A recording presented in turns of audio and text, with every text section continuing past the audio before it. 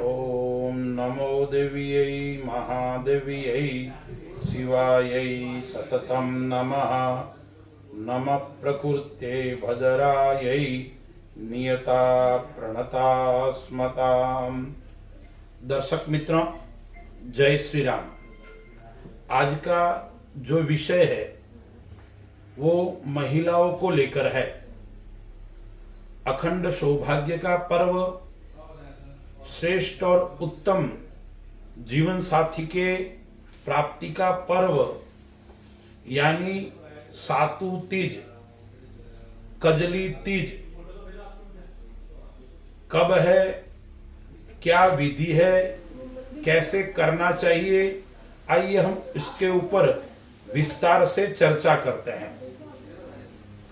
महिलाएं अपने जीवन साथी की उन्नति के लिए, अखंड सौभाग्य की प्राप्ति के लिए और बालिकाएं होने वाले श्रेष्ठ पति की प्राप्ति के लिए जो व्रत करती है उस व्रत का नाम है कजली तीज, सातु तीज।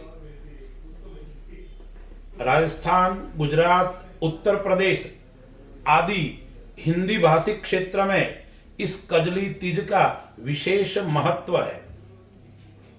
महिलाएं अपने जीवन साथी की दीर्घायु के लिए, पतिदेव की दीर्घायु के लिए निराहार निर्जल होकर यह व्रत करती है। व्रत कब है? भाद्रपद मास, कृष्ण पक्ष, गुजरात आदि प्रांतों में श्रावण मास, कृष्ण पक्ष, तृतीया तिथि कब है? दिनांक 12 अगस्त 2025, भाद्रपद कृष्ण पक्ष तृतीया तिथि एवं मंगलवार के दिन यह व्रत है। कब तक है यह तिथि? तो तृतीया तिथि 11 तारीख को प्रातः 10:44 पे प्रारंभ होती है और 12 तारीख को 8:41 तक तृतीया तिथि है। कहीं मतांतर भी है कि सूर्योदय कालीन तिथि लेनी चाहिए, कहीं मतांतर है कि चंद्रोदय कालीन तिथि लेनी चाहिए। लेकिन धर्म सिंधु और निर्णय सिंधु का मत है कि महिलाओं के लिए अखंड सौभाग्य की प्राप्ति के लिए तृतीया युक्त चतुर्थी तिथि लेनी चाहिए। तो तृतीया युक्त चतुर्थी तिथि कब है? 12 अगस्त मंगलवार के दिन तृतीया और चतुर्थी का संयोग है। इसलिए यह व्रत 12 अगस्त 2025 तीज और मंगलवार के दिन करना चाहिए। इस व्रत की विधि क्या है महिलाएं जानती भी है, फिर भी मैं आपको विस्तार से उसकी विधि बताता हूं। सभी महिलाएं शास्त्र के अनुसार व्रत करेगी तो निश्चित उनको अखंड सौभाग्य की प्राप्ति होगी। जो विवाह के लिए जिनकी उम्र हो गई है ऐसी बहनें भी यह व्रत करना चाहिए। प्रातः काल में सूर्योदय से पूर्व उठकर स्नान आदि करके शुद्ध और सुंदर वस्त्र धारण करने चाहिए। यानी सुंदर मतलब काला, नीला आदि कलर नहीं, लाल, गुलाबी, पीत वस्त्र, पीला वस्त्र, उस प्रकार के वस्त्र धारण करना चाहिए। यह काली व्रत जो है वो चंद्रोदय से संबंध रखने वाला व्रत है, तो सायंकालीन दिन में महिलाओं को भोजन नहीं करना है। और कई महिलाएं निर्जल जल बिना भी यह व्रत करती है, ऐसा शास्त्रों में विधान भी है।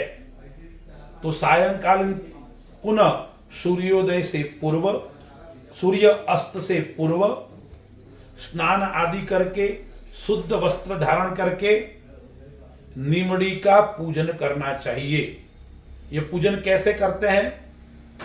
दीवार के सहारे 13 बिंदी कुमकुम, चंदन, मेहंदी आदि की लगाकर 13 बिंदियां। एक तालाब बनाना है मिट्टी से, फिर वहां एक दीपक करना है। सर्वप्रथम भगवान गणपति महाराज का पूजन करना है, फिर तीज माता का पूजन करना है। प्रसाद, पुष्प, फल, वहां एक निमड़ी का डाली यानी पौधा, वो तो पौधारोपण करना है, या निमड़ी का वृक्ष हो उसके पास में भी जाकर यह पूजन कर सकते हैं। 13 बिंदी लगाना, दीपक लगाना, मौली चढ़ाना, कुमकुम, चावल, पुष्प और प्रसाद। अब इसके अंदर प्रसाद किसका होता है?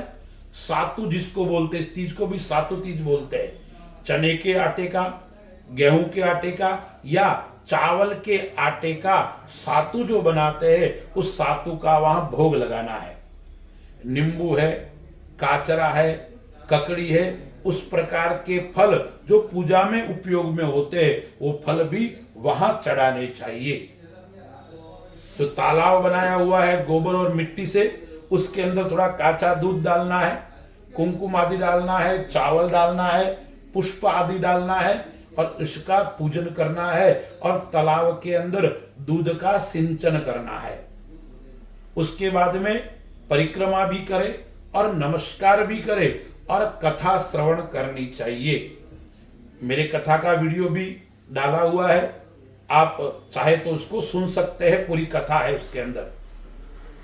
उसके बाद में कथा श्रवण करने के पश्चात जब सूर्य चंद्रोदय होगा, अब चंद्रोदय कब है? भाद्रपद महीना है, उस समय बरसात की सीजन भी चल रही होती है, तो कभी कभी बादलों के कारण चंद्र उदय दिखाई नहीं देता है, लेकिन उस दिन चंद्र उदय का समय है, वो रात्रि 9:07 पे चंद्र उदय होगा। रात्रि को 9:07 पे चंद्र उदय होगा। जब चंद्रमा उदय होते हैं तब चंद्रमा का पूजन करना है, चंद्रमा को अर्घ्य प्रदान करना है और ओम चंद्रमसे नमः, ह्रीं चंद्रमसे नमः, इस मंत्र से चंद्रमा का पूजन करना है। चंद्रमा को अर्घ्य प्रदान करना है, कुमकुम, चावल, पुष्प आदि अर्पण करना है। फिर चंद्रमा को सत्तू का भोग प्रसाद चढ़ाना है और प्रणाम, अखंड सौभाग्य की प्राप्ति के लिए प्रणाम करना है। इस प्रकार से पूजन करने के पश्चात चंद्रमा का पूजन करने के बाद चंद्रोदय के बाद व्रत खोलना है। उसके बाद में आप कुछ आहार ले सकते हैं। यह व्रत अखंड सौभाग्य का है, यह व्रत पति के दीर्घायु का है, इसलिए सभी महिलाएं और जो बालिकाएं हैं अखंड सौभाग्य के लिए जो अपने जीवन साथी को श्रेष्ठ प्राप्त करना चाहती है, उन बालिकाओं को भी व्रत करना चाहिए। और जिनकी विवाह आदि हो गया है वो पूजन के पश्चात अपने पतिदेव को प्रणाम करे, पतिदेव को नमस्कार करे और जो बड़े बुजुर्ग हैं उनको भी प्रणाम करे, उनसे भी आशीर्वाद ग्रहण करे और फिर भोजन आदि कर सकते हैं। इस प्रकार का व्रत करने से, शास्त्र के अनुसार व्रत करने से अखंड सौभाग्य की प्राप्ति होती है एवं आपके जीवन साथी दीर्घायु, यशस्वी और उनकी उन्नति होती है। अस्तु। जय श्री राम।